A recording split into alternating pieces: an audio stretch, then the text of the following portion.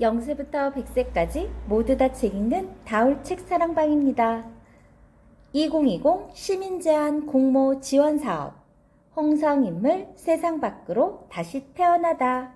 최영 장군에 대해서 선생님이 좀 전에 들려주었는데요. 어린 시절에 최영이 아주 힘센 소년이었다면 부모님들께는 또 어떻게 행동을 했을지 여러분들 궁금하지 않나요? 우리 최영 장군이 부모님들과는 어떻게 지냈는지 이야기 속으로 들어가 봐요. 아버지의 유언. 어느 날 최영은 동네 친구들과 함께 들판을 다시 지나다가 문득 언덕 위를 바라보았어요. 그런데 돌부처가 있던 자리에 사람들이 모여서 웅성거리고 있었죠. 무슨 일이 있는 걸까? 최영은 호기심에 이끌려 그곳으로 올라가 보았어요. 아마 돌부처를 어디론가 옮겨가려는 듯 일꾼 대여섯 명이 돌부처를 밧줄로 메고 있었어요. 돌부처를 어디로 가져가시려는 모양이죠? 최영이 묻자 일꾼 하나가 대답했어요.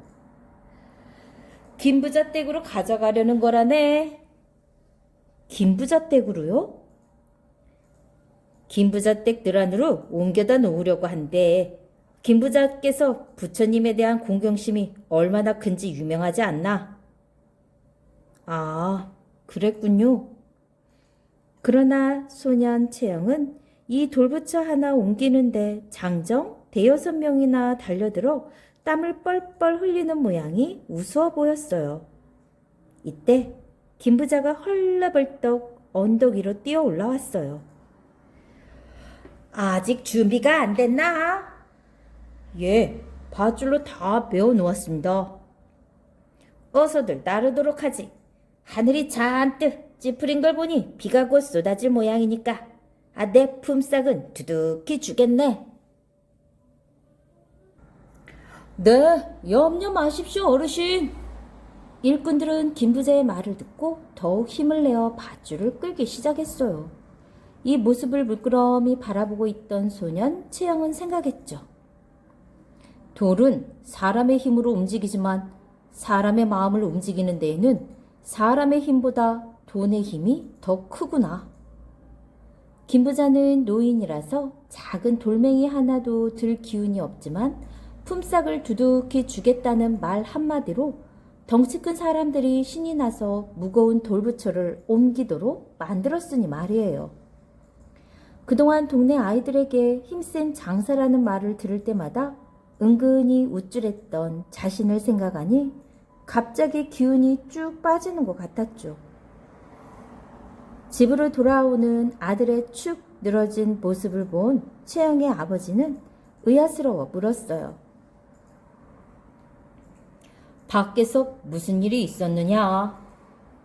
최영은 대답했어요. 아버님, 돈의 힘이라는 게 그렇게 큰 줄 몰랐습니다. 도대체 뜬금없이 무슨 말이냐? 최영은 김부자가 일꾼을 시켜 돌을 옮기던 일을 본대로 아버지께 말씀드렸어요. 아버지는 잠시 심각한 얼굴로 생각에 잠겼다가 말씀하셨어요. 네가 본대로 돈의 위력은 굉장히 크단다. 요즘 같은 세상에 돈만 있으면 못할 일이 없지. 잘 먹고 잘 사는 것은 물론 벼슬도 사고 파는 일이 있으니까 말이다. 그렇다면 아버님, 제가 힘들여 무술을 배우고 학문을 닦을 필요가 어디 있습니까?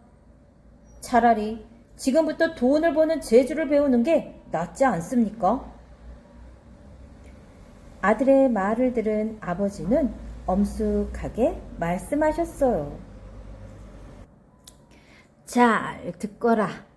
돈을 번다는 것은 개인이나 자기 가족들만의 영화를 누리기 위한 것이지 널리 나라와 결애를 위하는 길은 아니란다.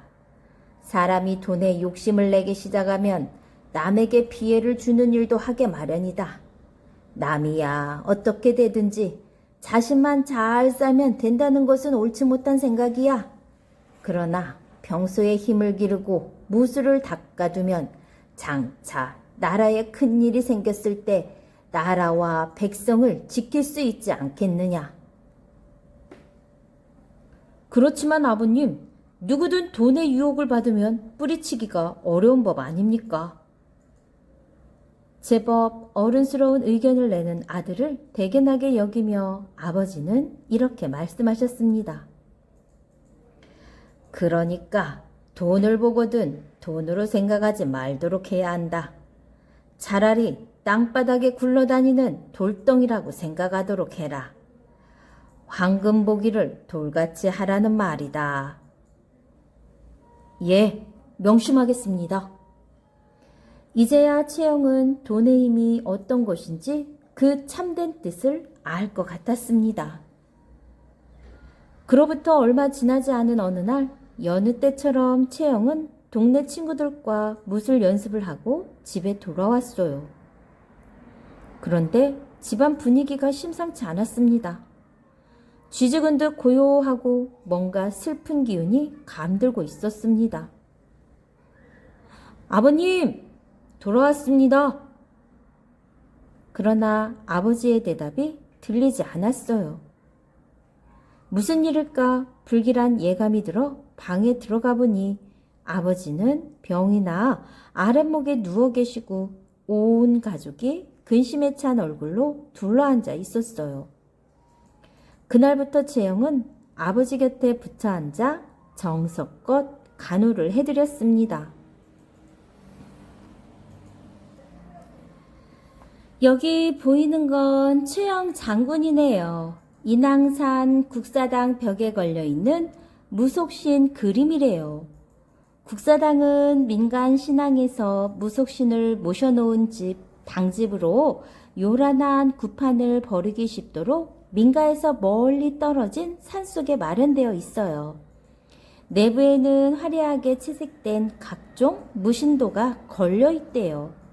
최영 장군은 고려 말 명장수로 활약하였으나 이성계에게 패하고 억울하게 죽어 원혼이 되었기 때문에 무속신앙의 숭배 대상이 되었다고 합니다. 자, 여기 보이는 건 최영 장군 사당입니다. 제주 북제주군 추자면에 있는 곳이라고 하는데요. 우리 충청남도 홍성군 홍부읍 노은리에도 최영 장군 사당이 있답니다. 여러분들 기회 되면 꼭 놀러 오세요. 아버지가 아파서 병에 걸려 자리에 누운 지 며칠이 지났어요. 병세가 더욱 깊어진 아버지는 새벽녘에 갑자기 신음소리를 내더니 간신히 눈을 뜨고는 아들을 찾았어요. 영아. 예, 아버님. 채영은 흐느껴 울며 아버지를 바라보았어요. 이제 내 목숨이 얼마 남지 않은 것 같구나. 마지막으로 네게 당부할 말이 있다.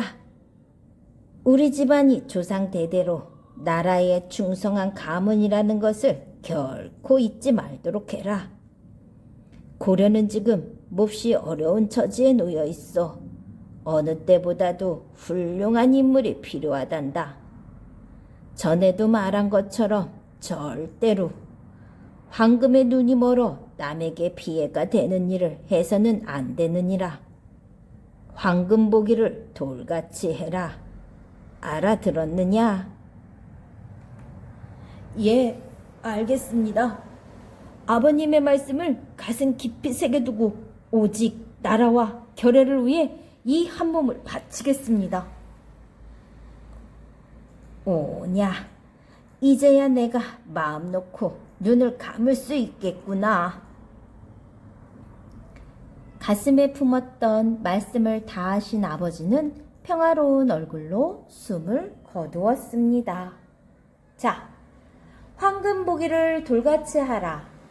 최영 장군의 말씀 받들어 100명의 위인들 노래 나오는 거죠. 이 말은 누가 누구에게 남겨준 유언이었나요?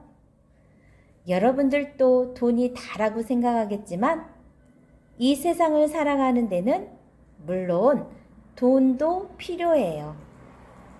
뿐만 아니라 다른 것도 무엇인가 필요한 게 있죠. 그 무엇이 어떤 걸까요? 돈보다도 더 소중한 건 무엇일까요? 여러분이 고민해보는 시간이 되었으면 좋겠습니다. 좋아요, 구독 꾹 눌러주시면 최영 장군에 대해 더 알려드릴게요.